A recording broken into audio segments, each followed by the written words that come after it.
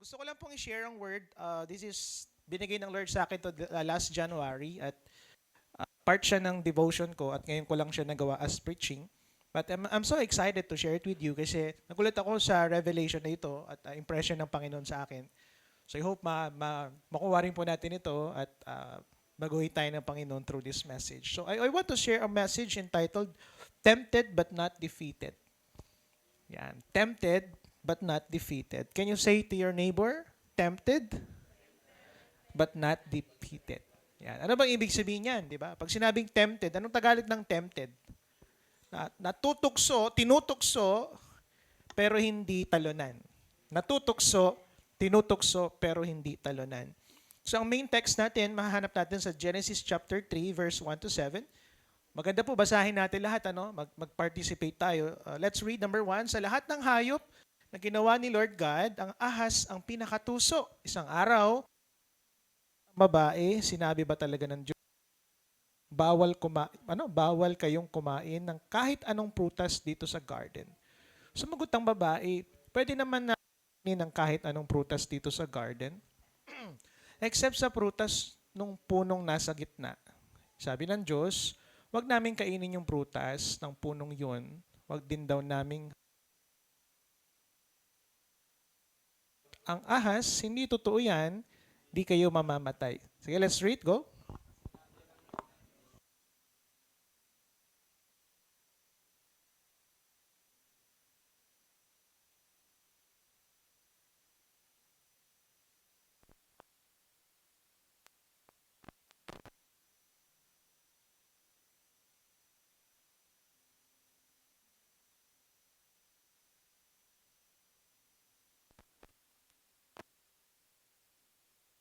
Check, check, check.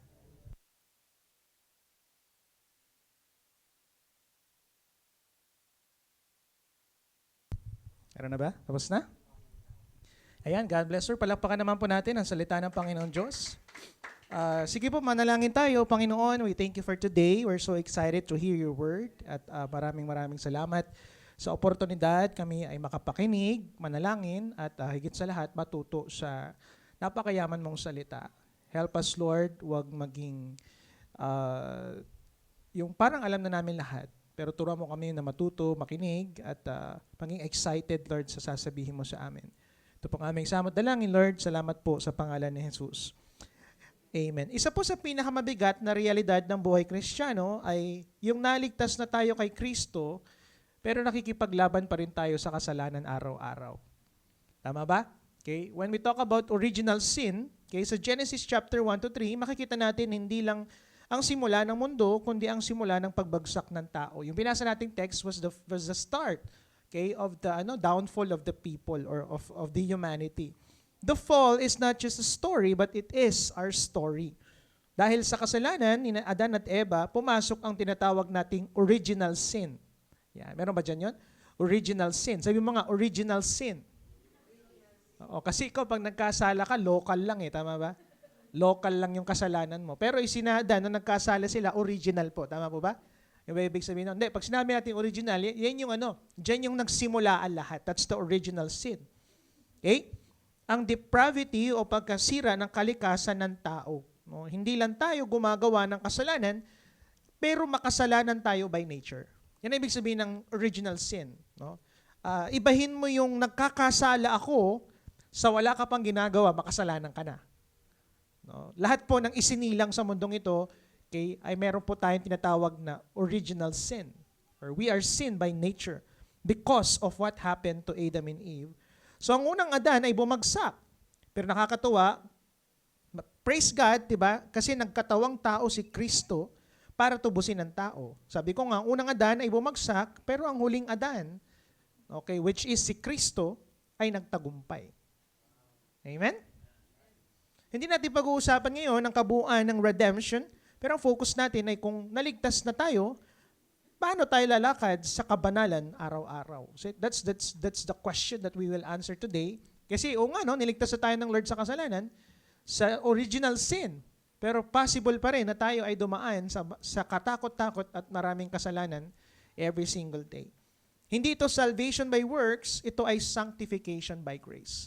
So tanong ko, siguro magandang sagutin natin, next, papaano paano bumagsak ang tao sa kasalanan? At maganda siguro pag-aralan natin to para masilip natin kung ano nga ba yung mga naging dahilan, naging steps na ginawa ng dalawang mag-asawa, unang-unang mag-asawa, paano sila bumagsak sa isang kasalanan na pwedeng matutunan natin na hindi na natin magaya at mangyari sa atin. Amen? So unang-una, makikita natin paano sila bumagsak kasi may tumukso. Tama ba? May tumukso. And nagpapakita ito ng reality of spiritual warfare. Ano sabi po diyan? Sa lahat ng hayop. Huwag kang tumingin sa katabi mo. Amen? Oo. Sabi niya, sa lahat ng hayop, ang ahas ang pinakatuso. Talagang tinukso sila, no? May tumukso. Ang ahas sa Genesis 3 ay hindi lang literal na ahas. According to the fuller revelation of Scripture, ito ay si Satanas. Or we call him the deceiver. Yan ang sabi ng Revelation 12 verse 9. Mga kapatid, hanggat tayo ay nasa mundong ito, may tukso at may tutukso. Meron ba kayong awiting ganyan? O tukso, layuan mo ako. Diba? Alam niyo po, wala akong nakitang Kristiyano na nung lumago siya kay Lord, unti-unting lumiliit yung tukso. Actually, the more na lumalago, the more na mas nagiging matindi ang tukso. Tama po ba?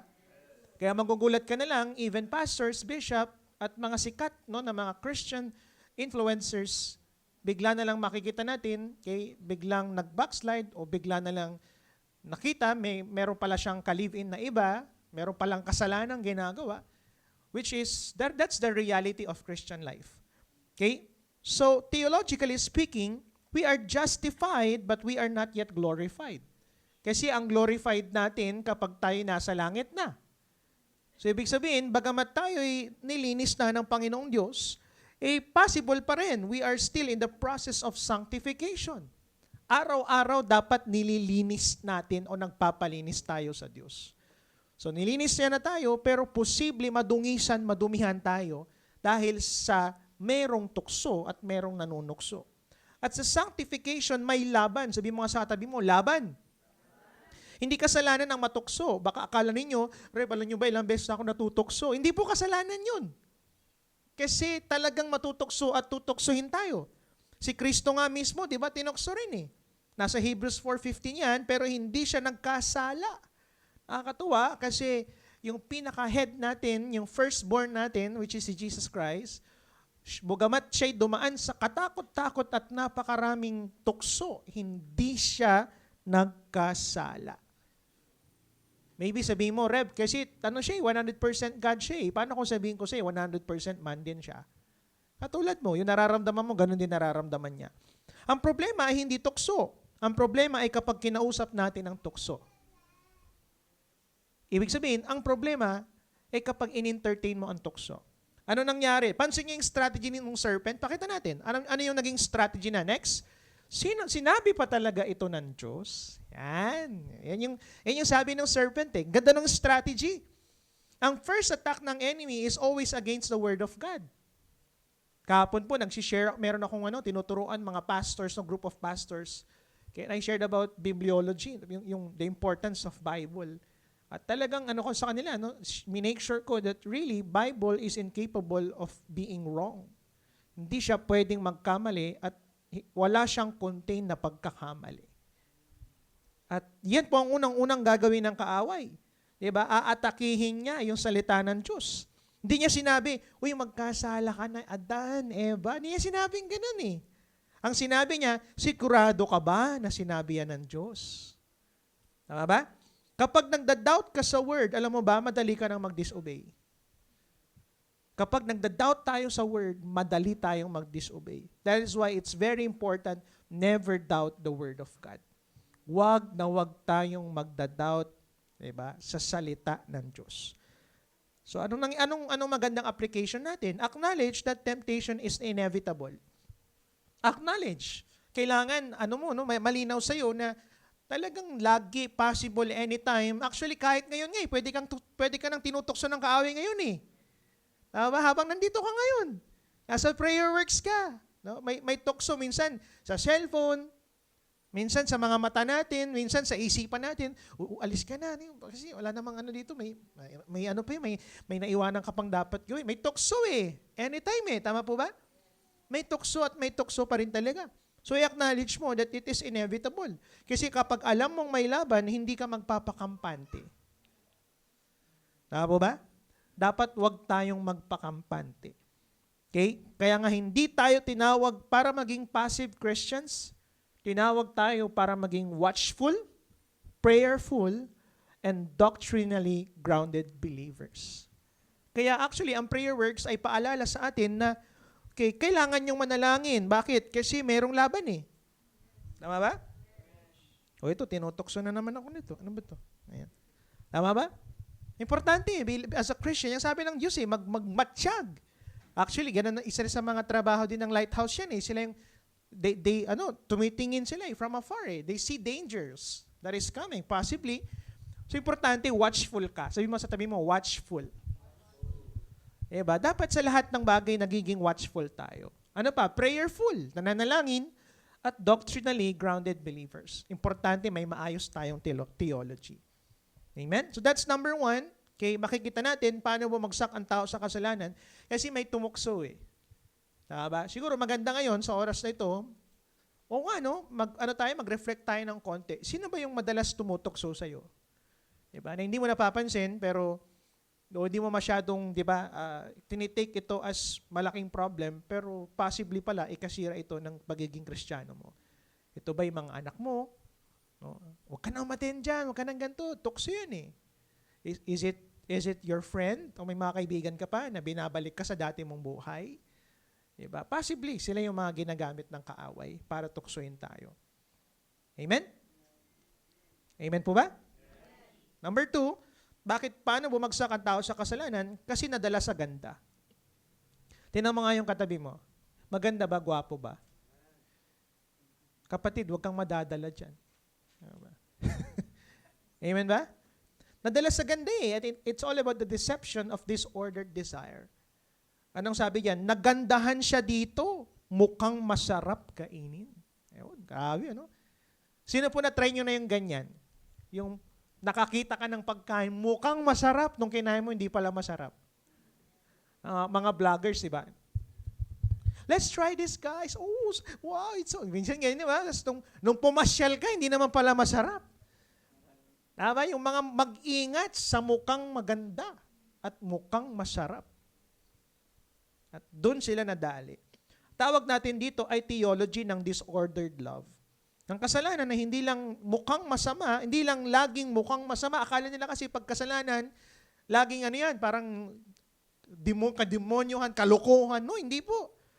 Oftentimes, it looks desirable. Minsan, ang kasalanan ay talagang magandang gawin. And the fruit was pleasing to the eye. It was good for food and desirable for wisdom. The problem was not the fruit.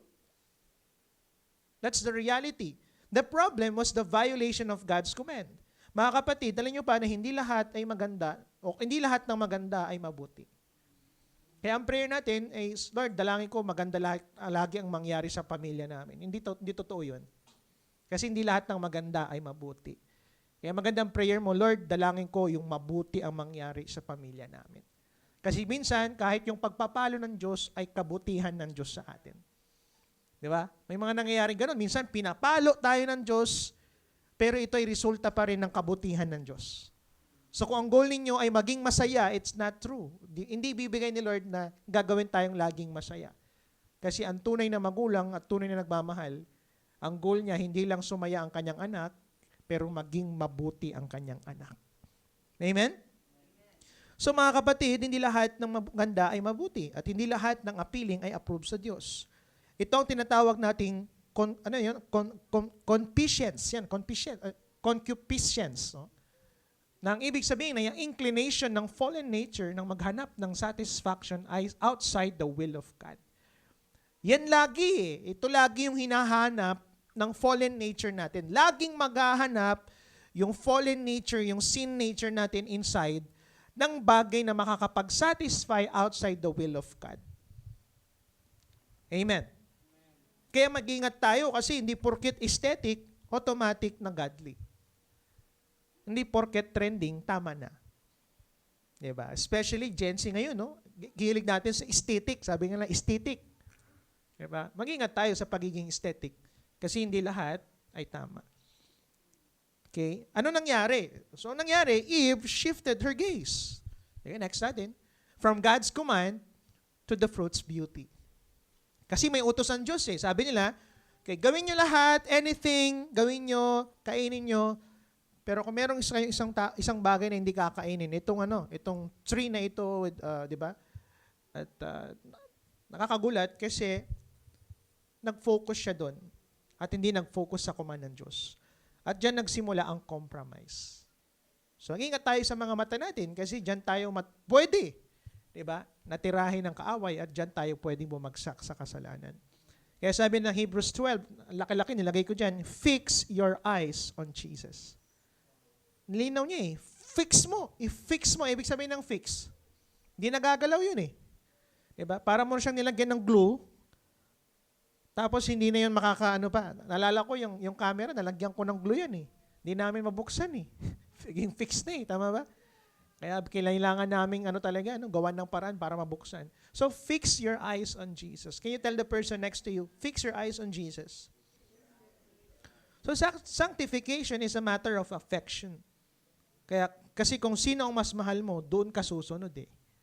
Kaya napaka-importante, fix your eyes on Jesus. Don't fix on the beauty, but fix your eyes on Jesus. Prayer ko po this year, sana wag lang tayong makafocus sa yung mga magagandang mangyayari. Focus tayo kay Jesus. Kasi possibly, pag ang focus natin yung magandang mangyayari, mawawala ang tingin natin kay Jesus. Kasi kay Jesus, minsan, hindi maganda. Sa mata natin ang nangyayari, pero sa mata niya maganda. Amen? So mag-ingat sa kagandahan. Huwag padadala. Amen? At pangatlo, ito yung panghuli, no, na naging dahilan bakit bumagsak ang tao sa kasalanan, ay naniwala sila sa kasinungalingan. Okay, number 1, nakita natin na may tumukso, tama ba? Pangalawa, nakita natin na may nadala sila sa ganda kasi ang ganda eh. Kaya nga, sa totoo lang ito, linawin ko lang pala. Hindi po apple yung kinain po nila. Ha? Walang specific na sinabing apple. Kaya lang ginagamit ay apple kasi ang color red is very pleasing to the eye. Tama po ba? Pag nakakita ka ng apple, nalala ko nung nasa Hong Kong kami, ang lalaki ng mga prutas nila doon, tapos ang kukulay. Mapapabili ka eh. Pag ganun, di ba? Yung very pleasing to the eye. Kaya lang yung pong ginagamit nila na di ba, na example na ang kinain daw ay apple, pero hindi po apple. Ang kinain actually ay puno. Yung sinabi, the tree of knowledge of good and evil, kinain nila. Hindi ko alam kung paano niya kinain yung puno, di ba? Pero wala siyang specific na sinabi kung anong halaman ito. Possibly siguro, talong siguro, ba? Siyempre, nasa Pilipinas tayo, ano ba? Patot, pwede rin. Okay, ano pa ba? At pangatlo po ay naniwala sa kasinungalingan. This is what we call the lie of autonomy. Ano sabi niya? Hindi totoo yan. Di ba? Hindi totoong magkakaroon lang kayo ng wisdom na katulad ng Diyos. Tindi. Magiging parang Diyos kayo. Diyos ko po. Amen? Ito ang pinaka-core ng kasalanan. Tinatawag natin itong autonomy from God. Okay? Kasi ang kasinungalingan ng ahas ay hindi lang tungkol sa kamatayan. Yung sinasabing, mamamatay kayo. Kasi sabi, mamamatay kami. Pero hindi naman kayo mamamatay eh. Sabi niya eh. Pero magiging matalino lang kayo, katulad ng Diyos. So, ang mas malalim pala ng kasinungalingan ay you don't need God to define good and evil. Yan ang sabi niya eh. Hindi mo na kailangan ng Diyos kasi magiging matalino ka na. At tawag natin dyan is the moral autonomy. Yan ang root ng lahat ng rebellion. Ba't ka makikinig? Mas alam mo nga yung tama eh. Yan ang nangyayari, di ba? Tignan mo yung leader mo, hindi nga niya alam ginagawa niya. Mas tama ka nga eh. Yun tawag dyan. Tawag dyan is the moral autonomy. Hindi mo na kailangan yung leader mo para sabihan ka kung ano ang tama at mali. Hindi mo na kailangan nanay mo, hindi, mas alam ko nga ang tama eh. Mas alam ko nga eh, yung magulang ko, gapian tada, singarakit. Minsan ganyan eh, mga youth, kaya nangyari, nagre-rebelde sila. Tawag dyan, the moral autonomy. At yan ang root ng rebellion. So the fall was not just eating a fruit, it was declaring independence from God. So hindi pala ito about sa pagkain lang ng isang prutas. Ito'y pagsasabi na, Lord, di na kita kailangan nung kinain nila yung prutas. Tama ba? So kapag iniisip natin, pag ito na yung mga nasa isip natin, ano yun? Alam ko naman ng tama, ano yun? Simula na yan. Babagsak ka na yan. Kakasala ka na yan. Desisyon ko to, kayo may babali. Diba? Yung issue ngayon, tama ba? Sino na yun? Yung IC ba yun? Ang biran, dahil pakialamero. Diba? Sila na yung magaling. Dahil sinasabi. Hindi kasi nila naiintindihan, di ba? Ano pa? Kaya ko to kahit wala na si Lord. Kaya ko to kahit wala na si Mama. Yan yung mga mag-ingat sa mga pag-iisip na yan.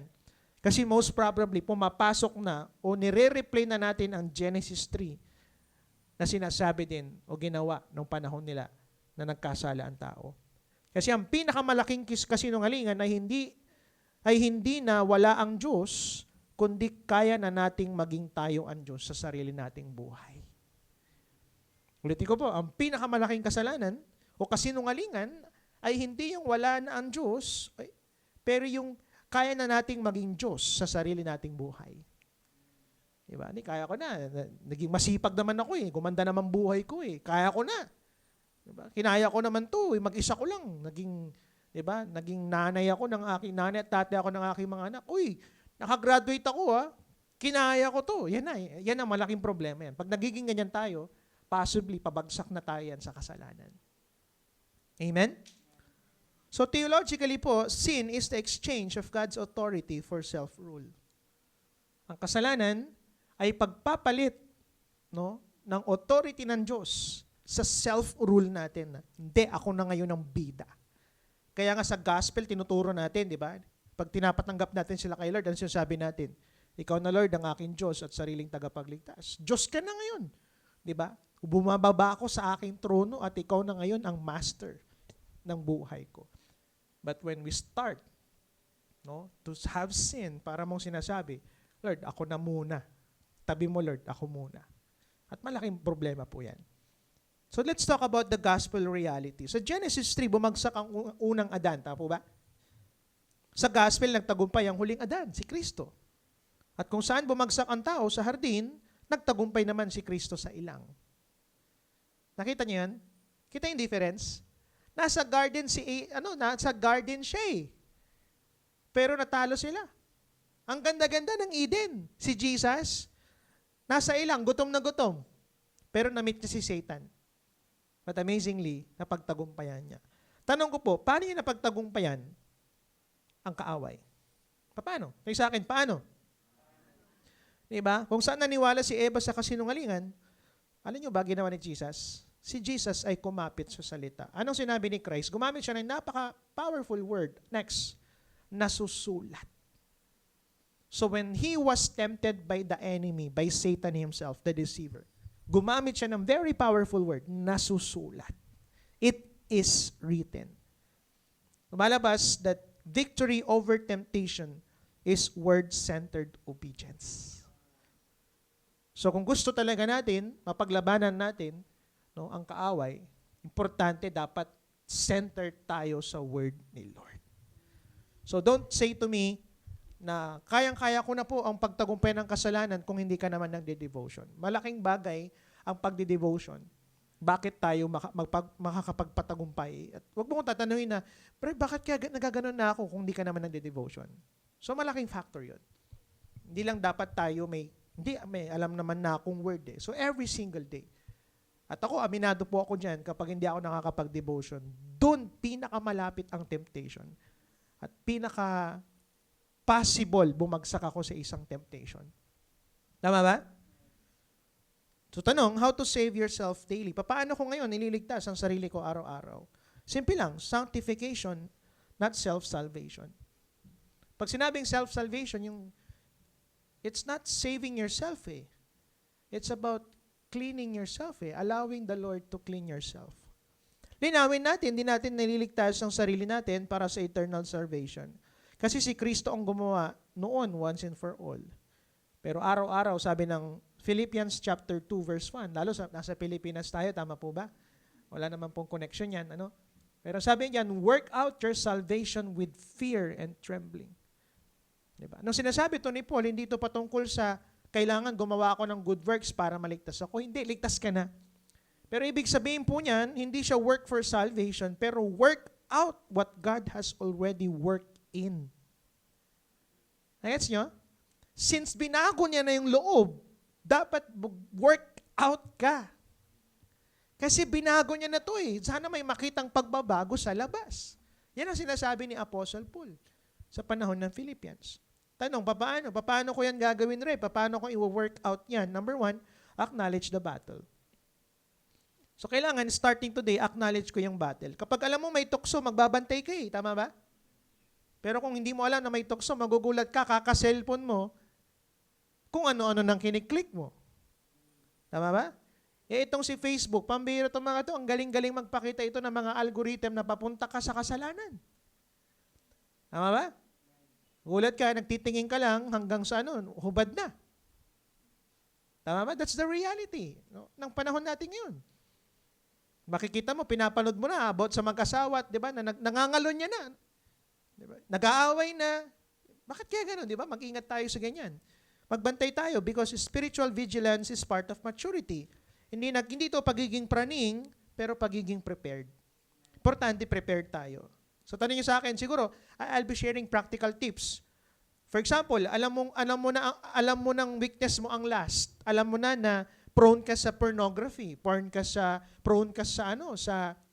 panonood ng porn, no, sa masturbation. Edi, wag mong hayaan na mag-isa ka. Lagi.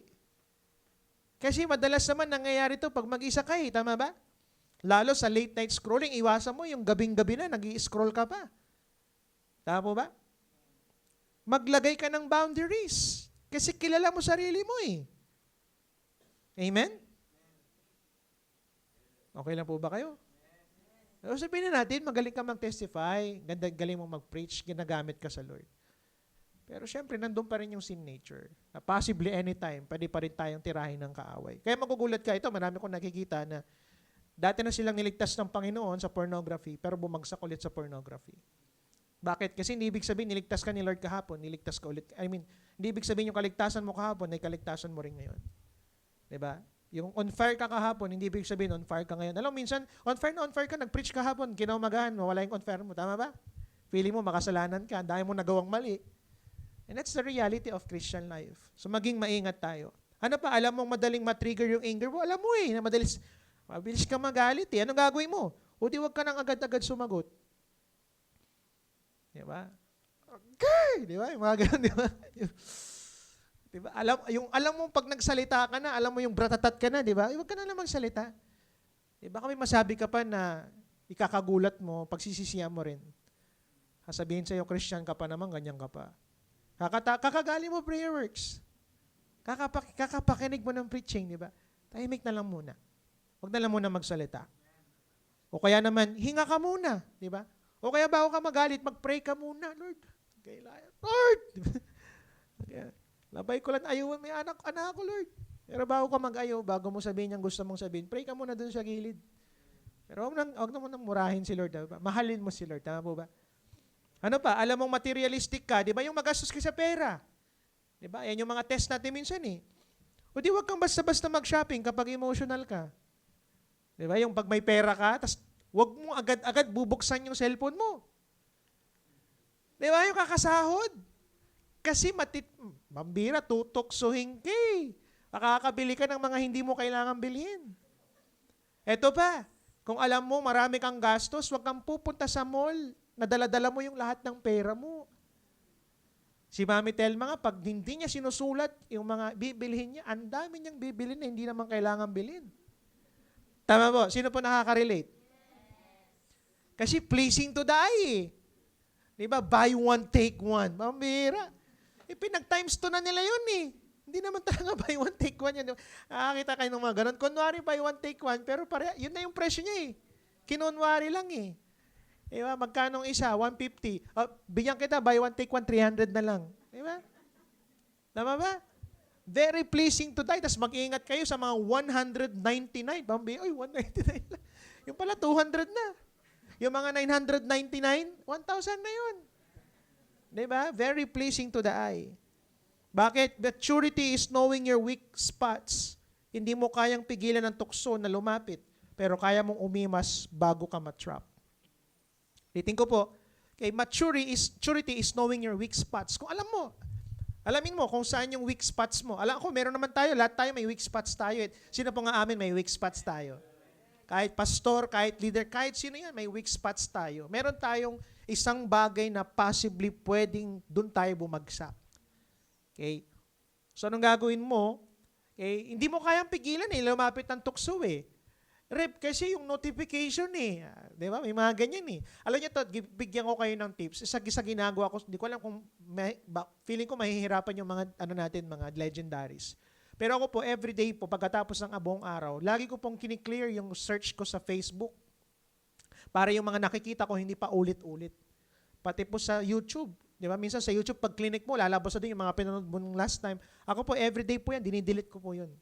So everyday may bago akong nakikita. Hindi siya yung paulit-ulit. Kasi ganyan si Facebook Diba? So kaya mo umiwas bago ka matrap. Pangalawa na dapat gawin natin, guard your eyes and affections. Guard your eyes and affections. Hindi lahat ng mukhang maganda ay galing sa Diyos. At the fall started with attention before it became action. Bago niya kinain ito, na-amaze muna siya doon sa ganda. So possibly, bago mo ma-fall sa isang kasalanan, maa-amaze ka muna sa kasalanang pwede mong gawin. Practical tips, may opportunity na mas mataas ang sweldo, pero kailangan mong mag-compromise ng integrity. Diba? Uy, tataas yung sahod mo. Di ba, pinagpipray mo yan? Pero pambira, i-compromise mo yung faith mo kay Lord.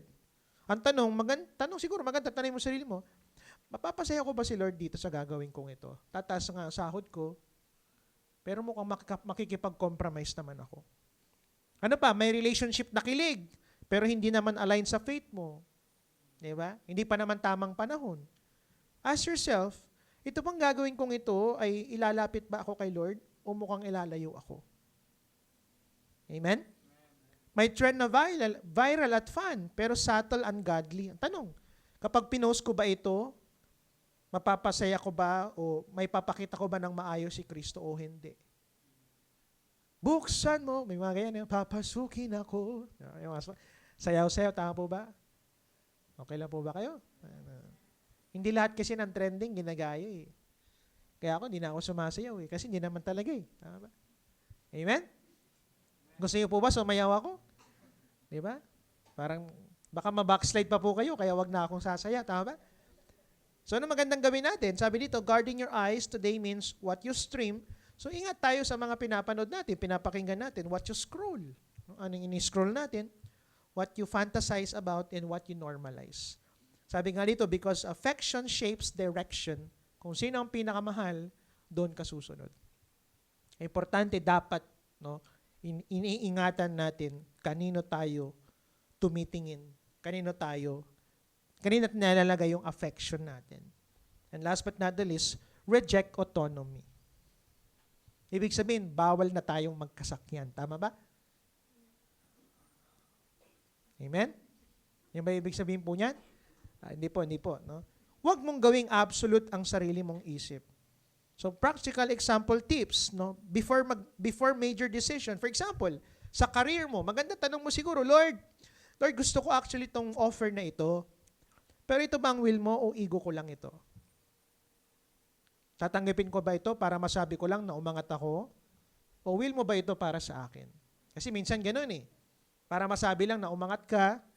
Okay. Pangalawa, sa relationship. Lord, am I choosing this person because I'm lonely or because this is wise? Ito ba yung pinipili ko ba siya? Minahal ko ba siya kasi malungkot lang ako at kailangan ko ng kasama sa buhay? O ito yung tama, Lord? At siya yung tamang tao para sa akin. Amen?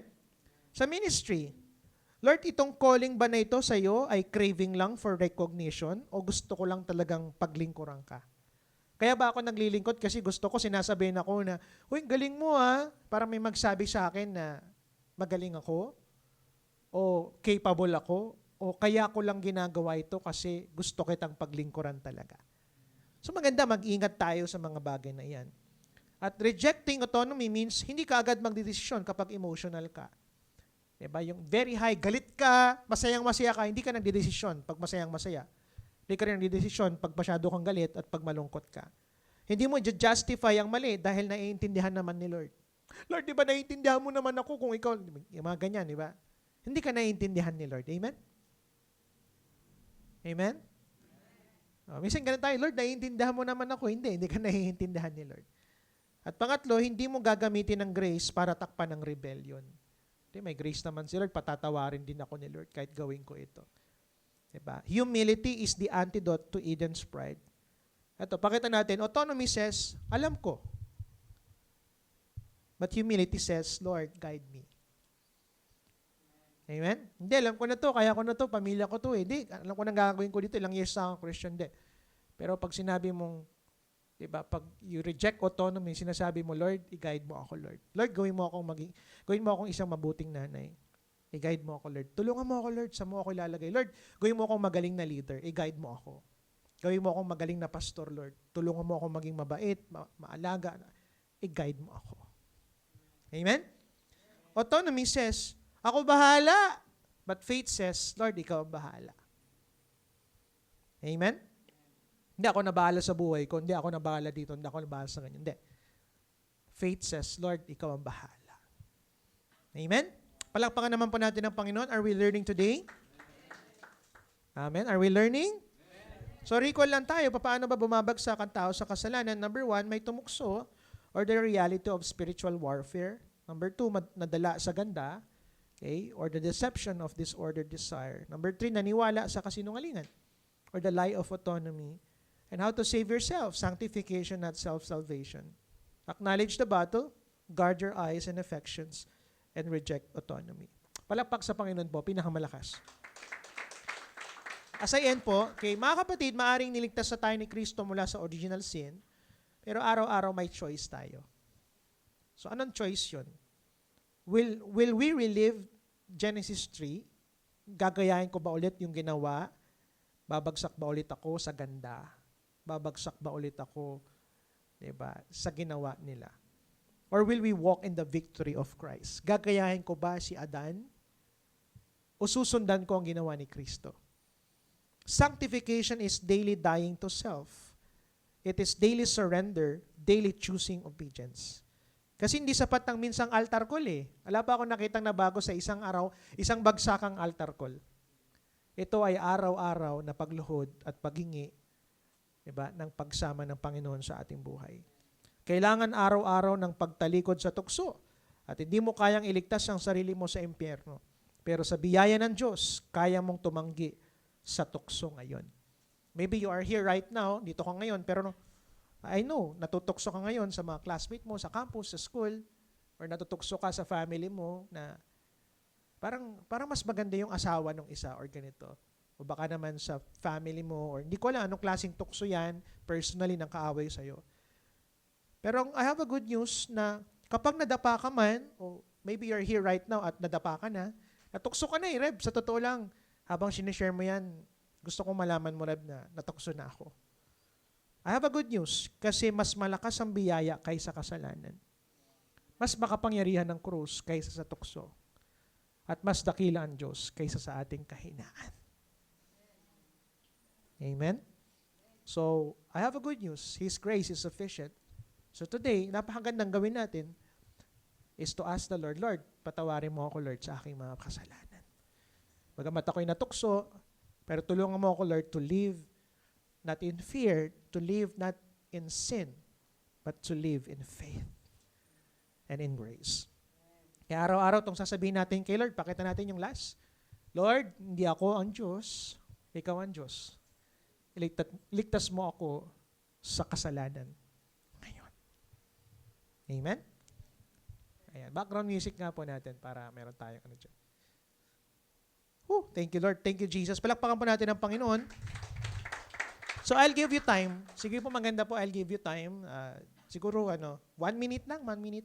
Just close your eyes and just assess. Okay, kamusta ka ngayon? Kamusta ka nga ba talaga ngayon? Okay, how's your life? Okay, sabihin natin leader ka na, pastor ka na, Christian ka na, at siyempre nagmumukha tayong sa harap ng tao, okay tayo, Christian tayo. Pero kamusta ba talaga? Kamusta ba talaga ang tukso? Kamusta ba talaga ang totoong nangyayari sa buhay mo? And if you are today, you are here today at umaamin na, totoo nga Lord, natukso ako, nagkamali ako. Nadala ako sa ganda, nadala po ako sa tumutokso sa akin, at nadala po ako sa kasinungalingan ng kaaway na hindi ko na kailangan ng Diyos. Lord, sa oras pong ito, patawarin mo ako. Come on, hingi tayo ng tawad sa Diyos personally. Let's pray. Sige, I'll give you po 60 seconds to pray.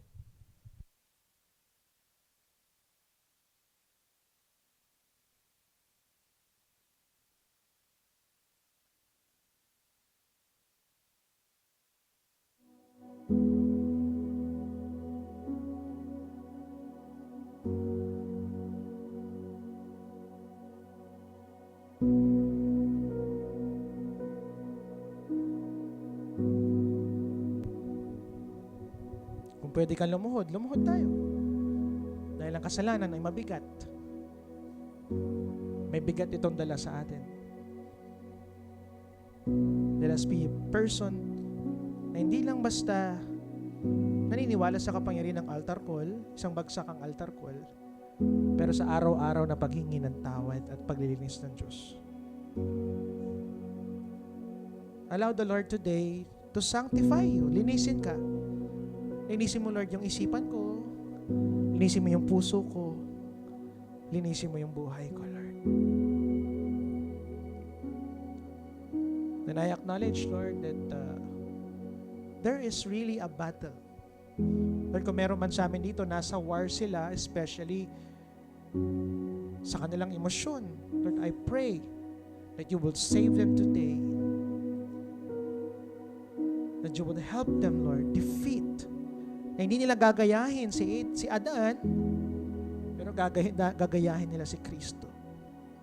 Help them to guard their eyes and affections. Sirain yung mga kasinungalingan na kaya ko na ang mabuhay kung wala ang Diyos sa akin. Dahil kailanman di namin kakayanin kung wala ka.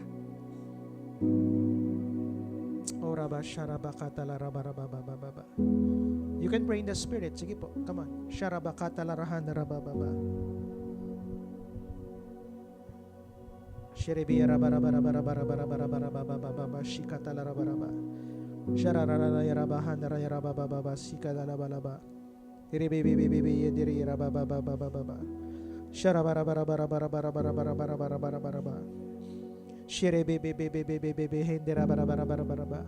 Thank you, Jesus.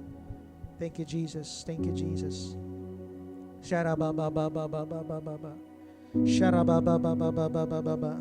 Help us to fix our eyes on Jesus, Lord. Not to fix our eyes on people. Fix our eyes on things. Fix our eyes sa mga magaganda lang na pangyayari ng buhay namin, Lord. Because, Lord, yung mata namin is very deceitful, God. At tulungan mo kami makita ngayon today, Lord. Baka akala namin yung nangyayaring hindi maganda sa amin ngayon ay pangit, pero mukhang maganda pala ito kasi plano mo. So Lord, right now, open our eyes, cleanse our hearts, and renew our spirit, Lord. Thank you, Jesus. Thank you, Father. Maraming salamat, Panginoon. O rabababa, shikatalarahan, rabababa. Lord, guide me today. Lord, Ikaw ang bahala sa buhay namin, Panginoon. Prebebebeyan, narabababahan, narabarabaraba. Shirebebebebebebeyan, narabababa, shikatalabahan, naraba. Lord, hindi ako ang Diyos ng aking buhay, Ikaw ang Diyos ng aking buhay. At salamat, Lord, tulad ng panalangin mo, when you are praying to deliver us from evil. Lord, hindi ko alam ano yung tukso na nasa harap nila ngayon. Possibly tukso ito sa career. Tukso ito sa emosyon.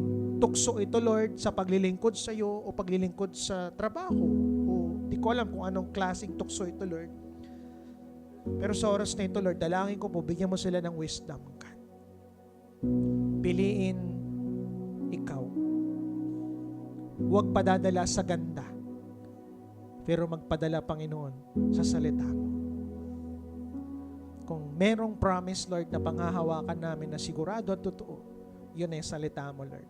Lord, kakapit kami sa iyo, Lord, hindi sa sinasabi ng mundo, hindi sa offer ng mundo, pero sa sinasabi mo. Thank you, Jesus. Salamat, Lord. Alam ko po, sa biyaya mo, kakayanin naming tumanggi sa tukso ngayon, bukas, at sa mga susunod na araw.